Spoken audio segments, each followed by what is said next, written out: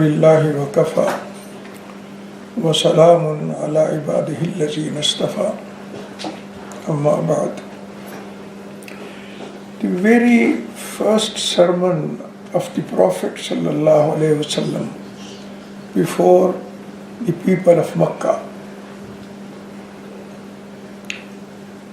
he started from this, that if I tell you that I'm this place and I have seen a very big army, it is coming to attack you, will you believe me?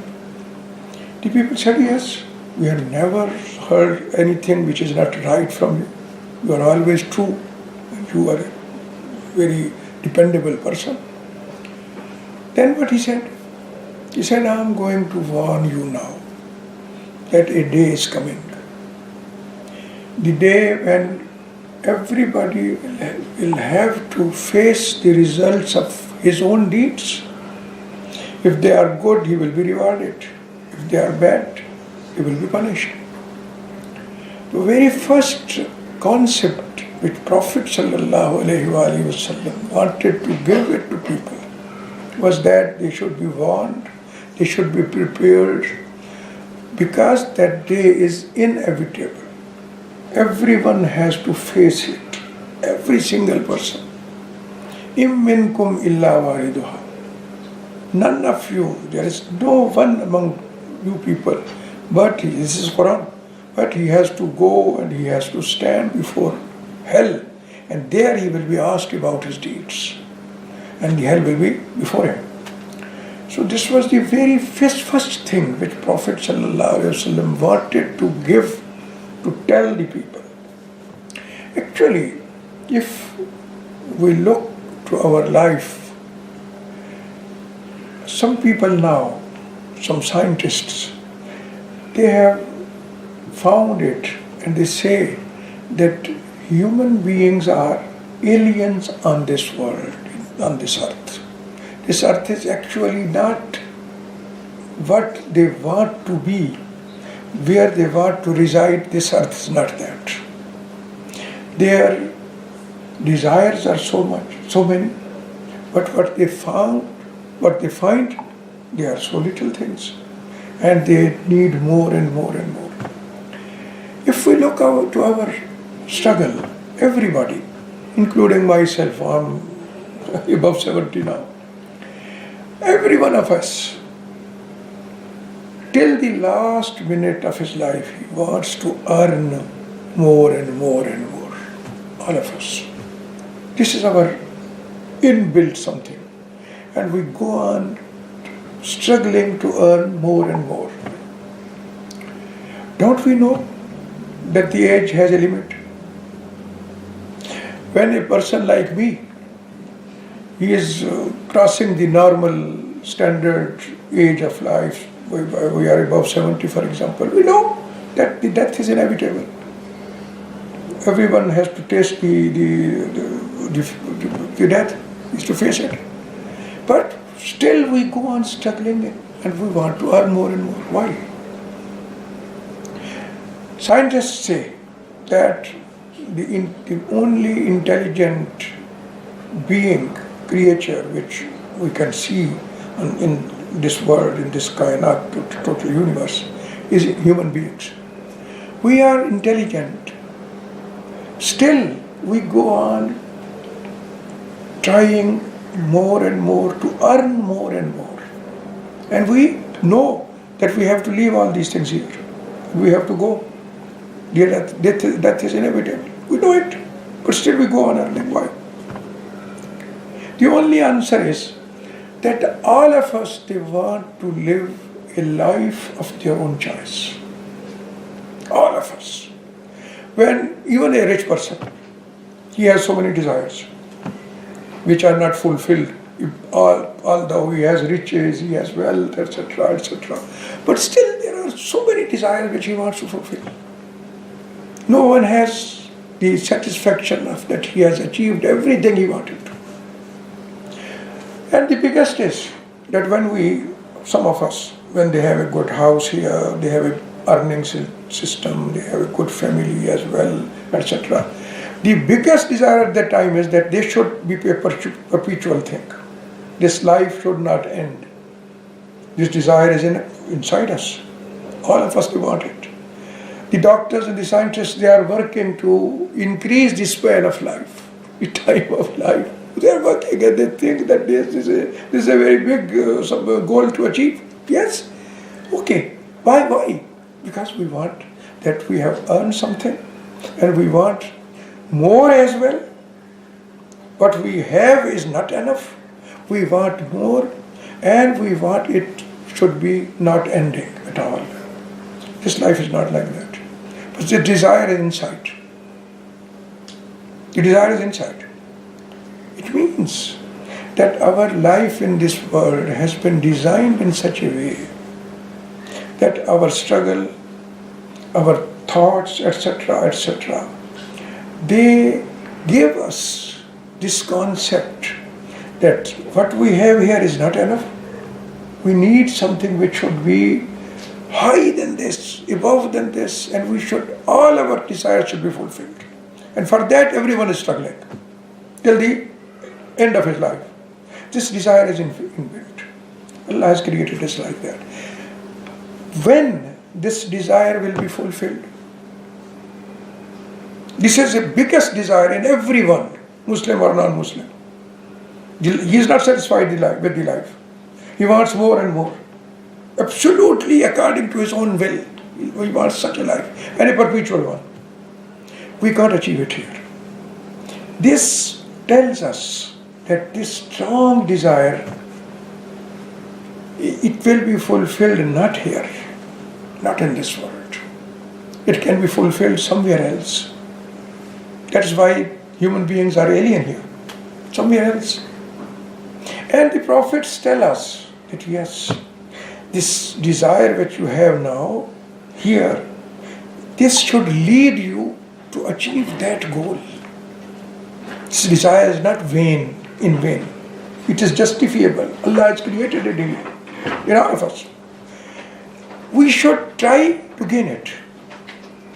And we will have the prophets tell us, all the books revealed to us, they tell us that yes, this desire will also be, it is fulfillable.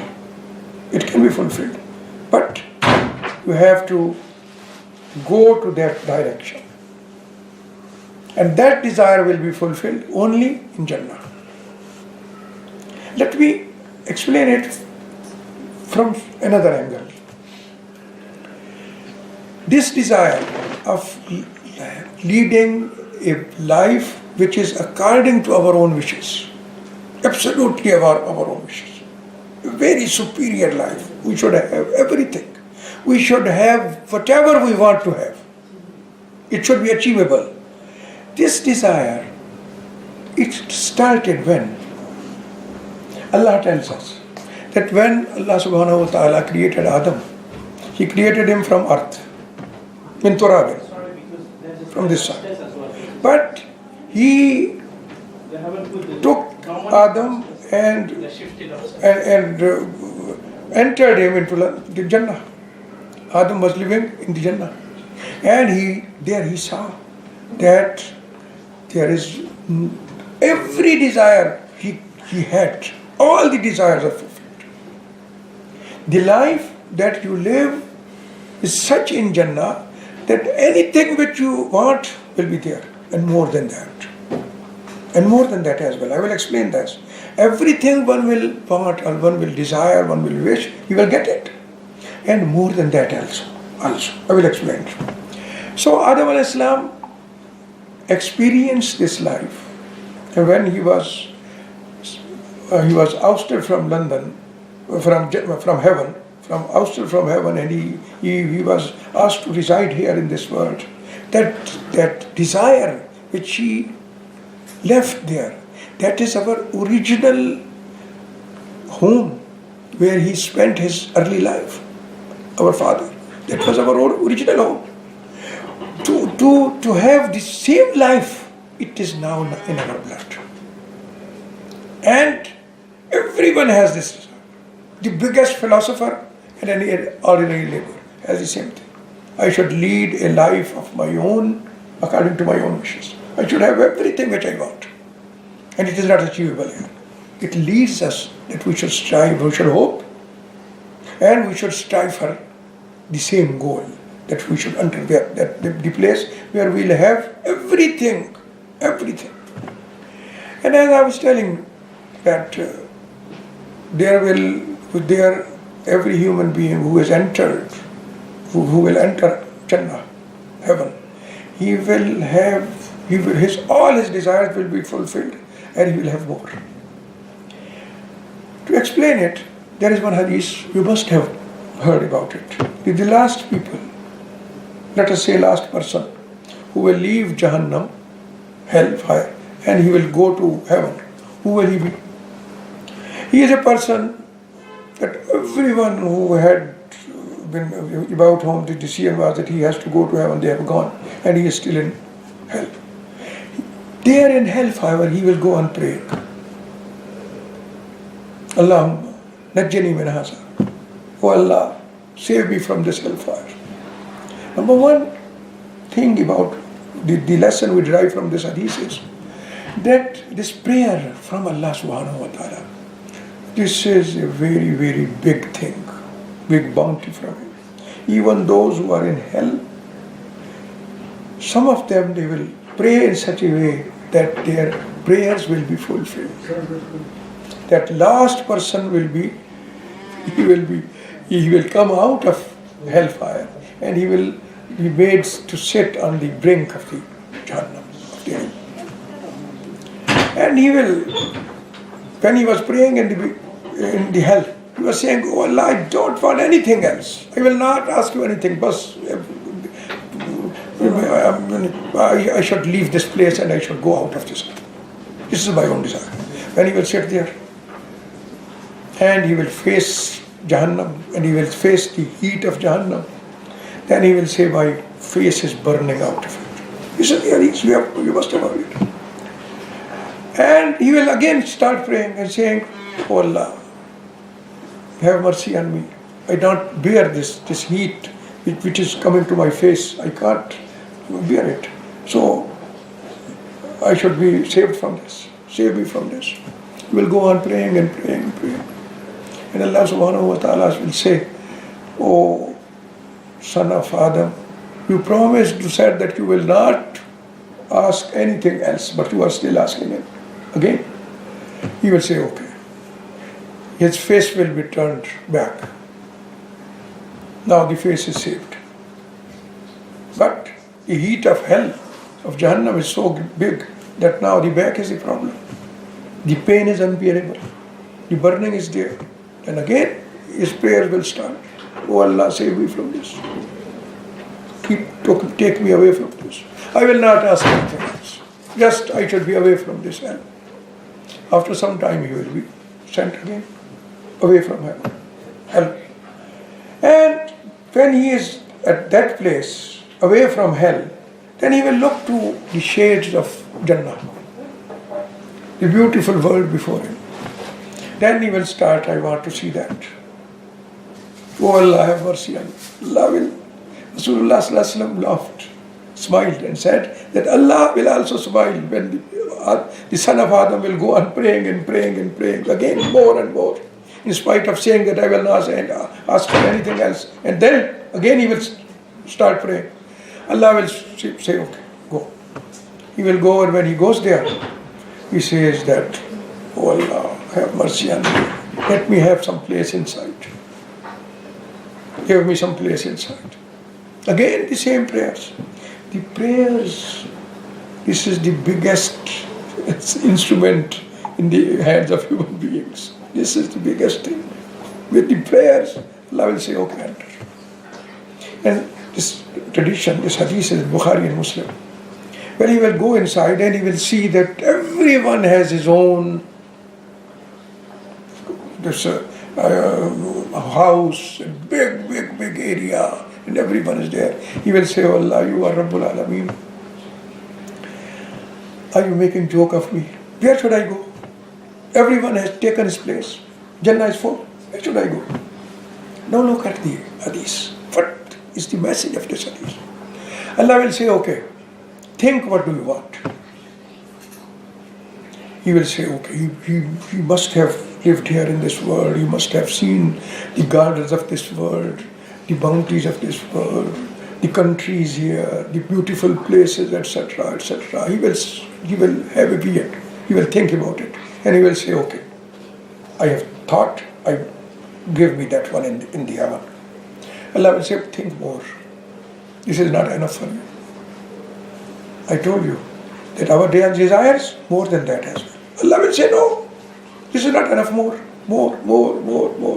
He will go on thinking and expanding his dream. I should have this. I should have such part of the life there, houses like that, the gardens like that, this thing. He will go on thinking. Allah will ask him again and again, think more. And when he will say that, oh Allah, I can't think beyond this. This is the extreme of my desires. I can't even think more than that. Allah will say, okay, take this and 10 times more than that as well. Look at Jannah. What is Jannah? This is the goal. This is inside our blood. We want a life which is according to our wishes. All our desires should be fulfilled. And this can be achieved only in Jannah. And this last person who will go, he will get 10 times more than what he can expect. The boundaries are there. 10 times more than that. That's there. He will go there. And when he enters there, the Prophet ﷺ has told us a few more things about Jannah. For example, this is a tradition in Sahih Muslim, that in Jannah there will be a marketplace, bazaar, souk, market. And Al-Jannah, they will go because in this world they used to go to the markets and they used to enjoy going there, etc., etc. So the arrangement is there and they will go. When a person will go to the market, remain for sometimes there, and when he will come back, the people of his household, his wife, etc., they will say, you went to the market, what happened? You are looking more beautiful than before. This is beyond the desires. Allah is giving something which nobody desired even.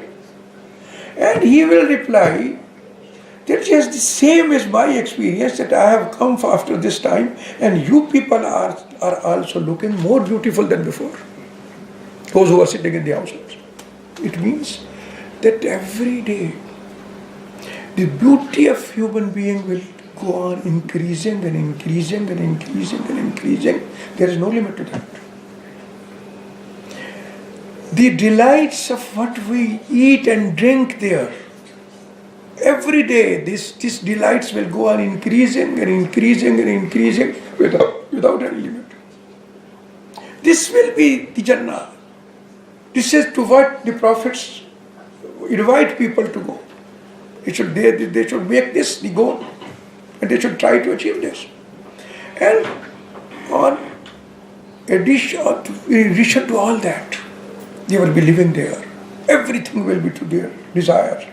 More than that, they had never thought of such delights which they will be receiving there.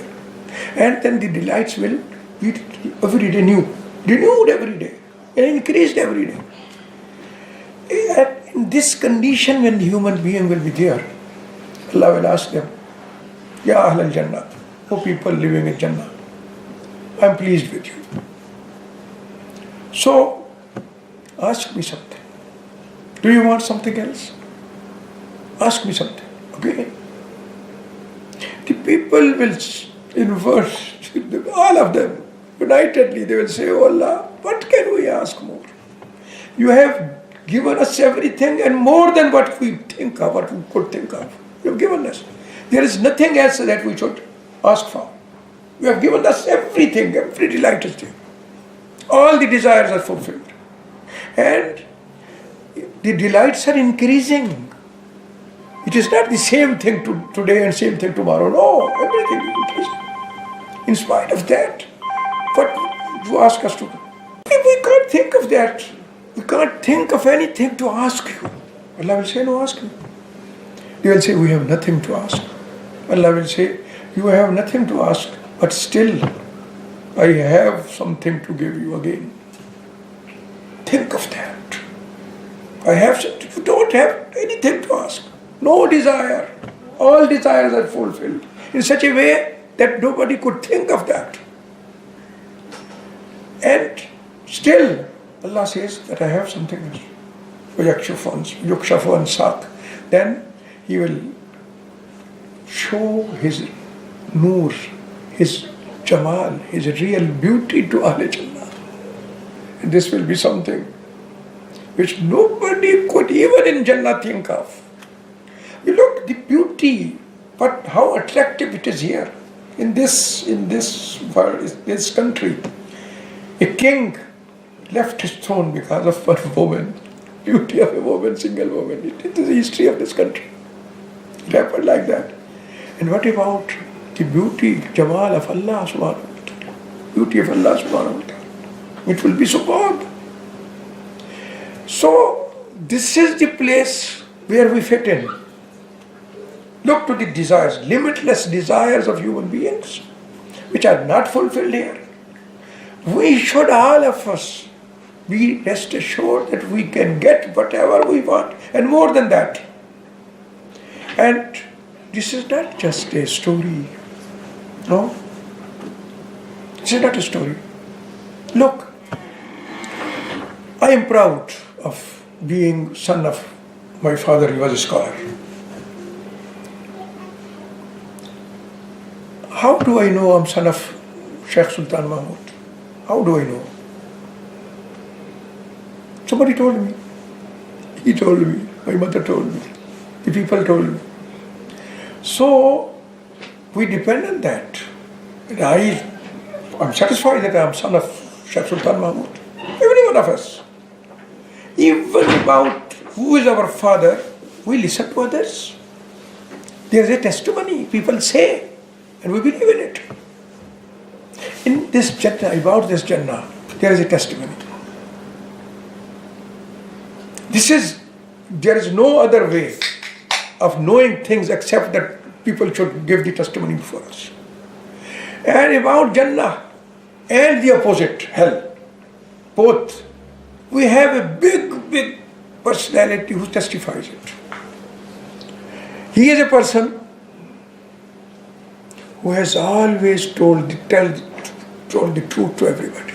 As-Sadiq al-Amin. He was most honest.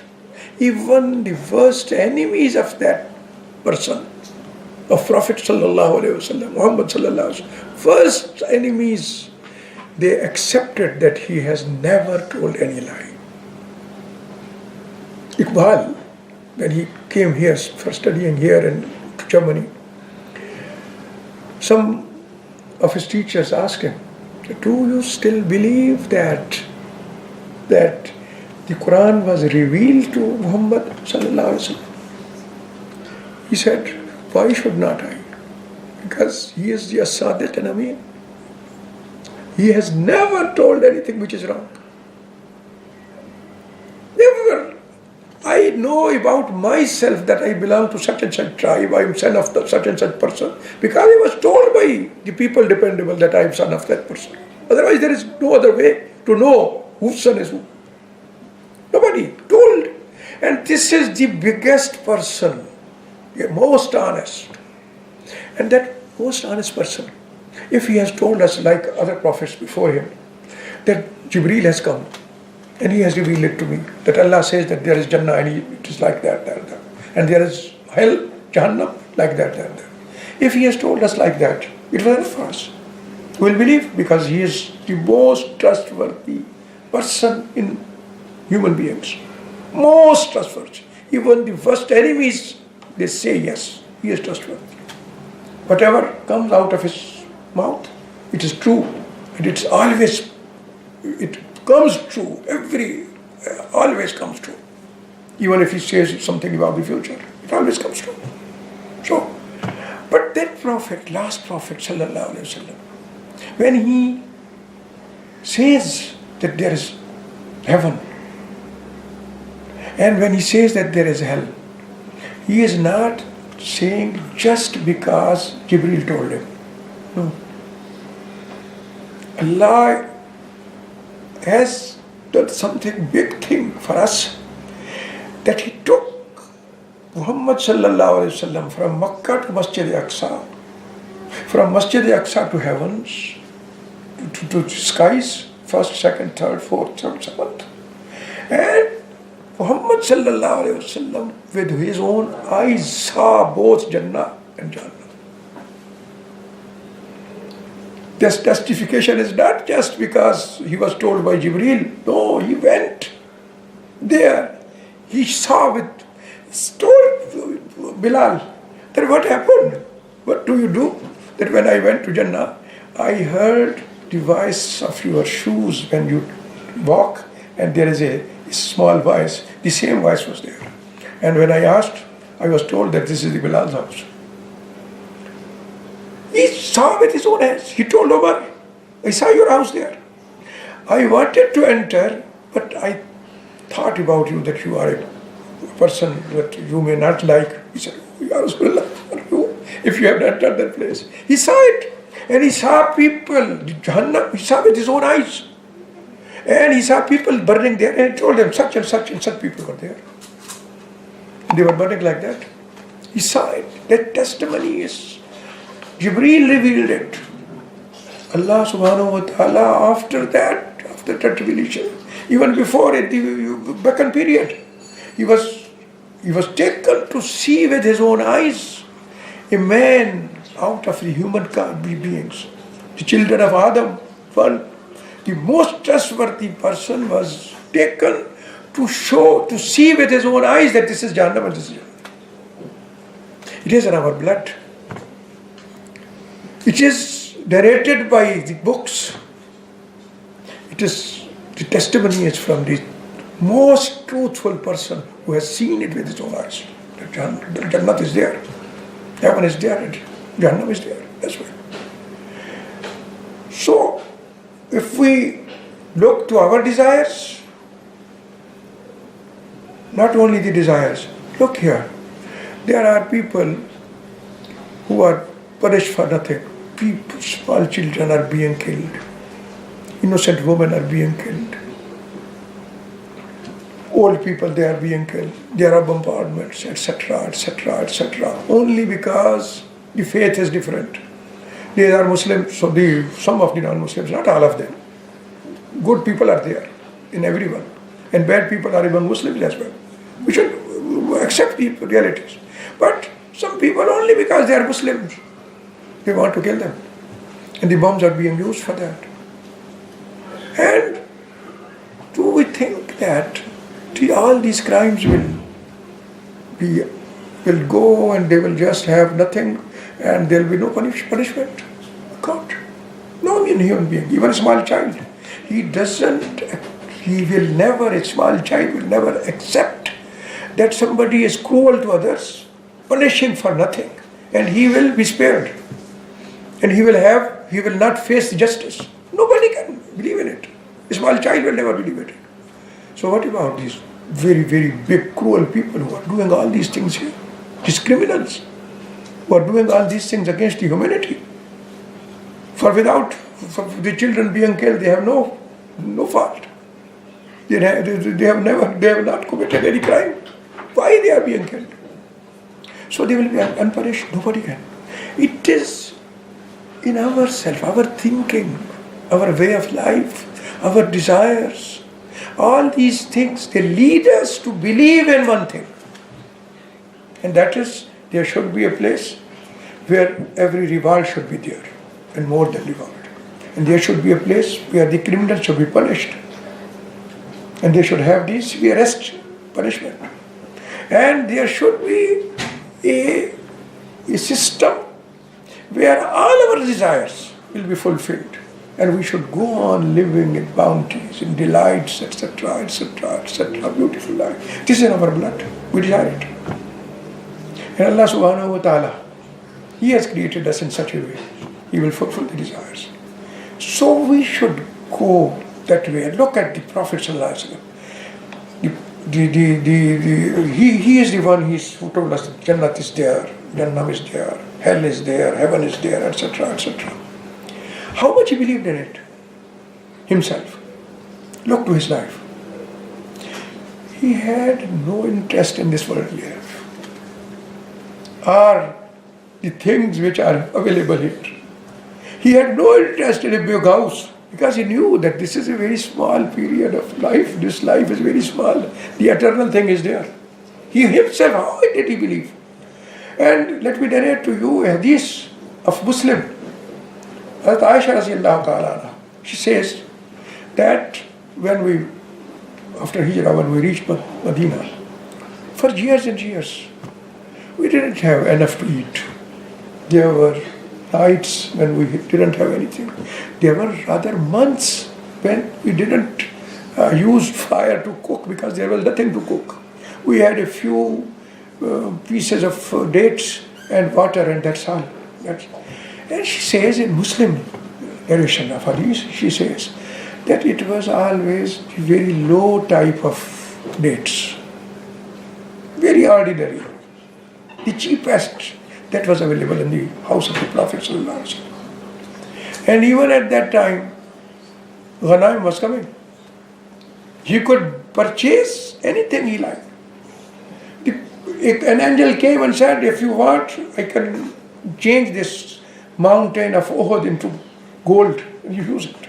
He said, no.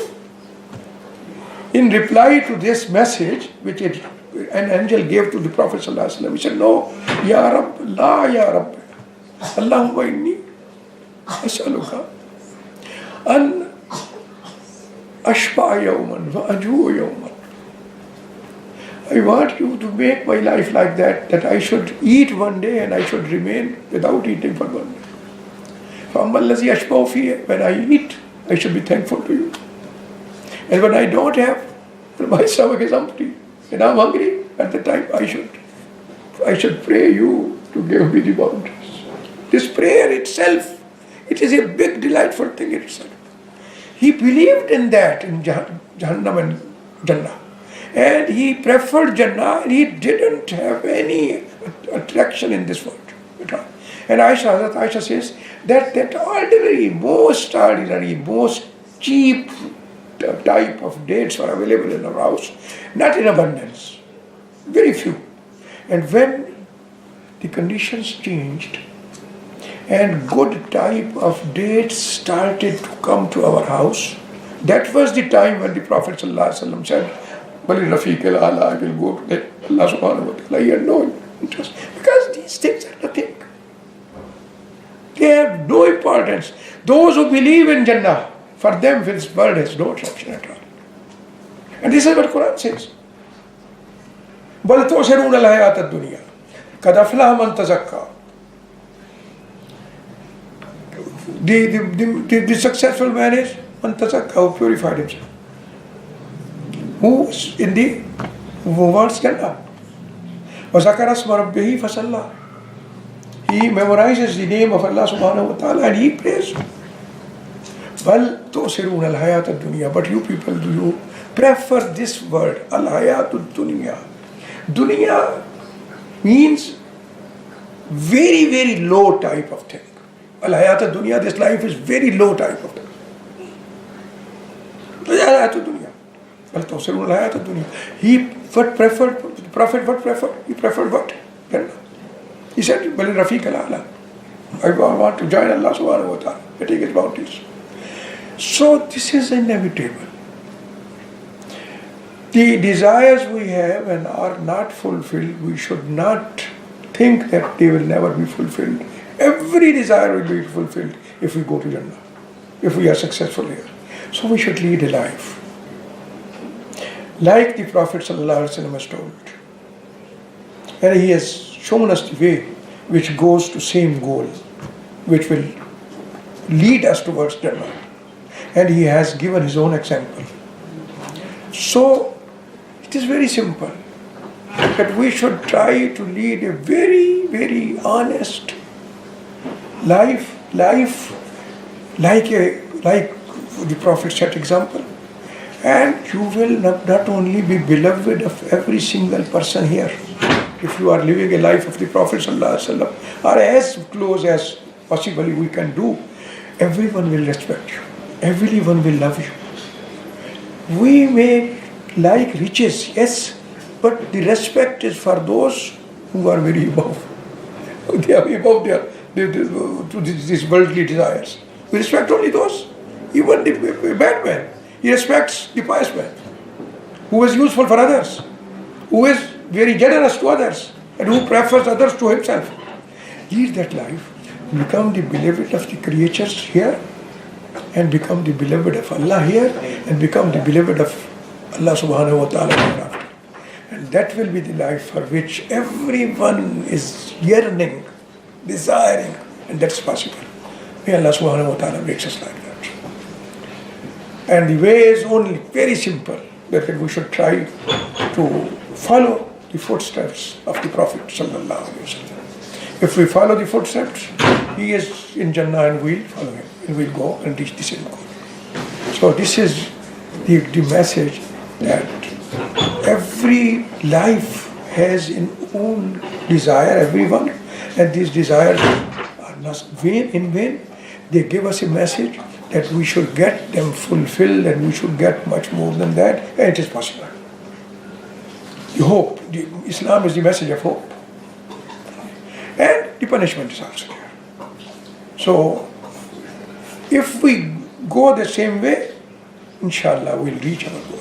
And that goal is something for which even the angels of the skies, they also, they envy the human beings. Because Quran says that when the human beings will go into heaven, the angels will come from this door and from this door and will say, Salamun alaykum tibtum. They will offer their salams, they will offer the praises.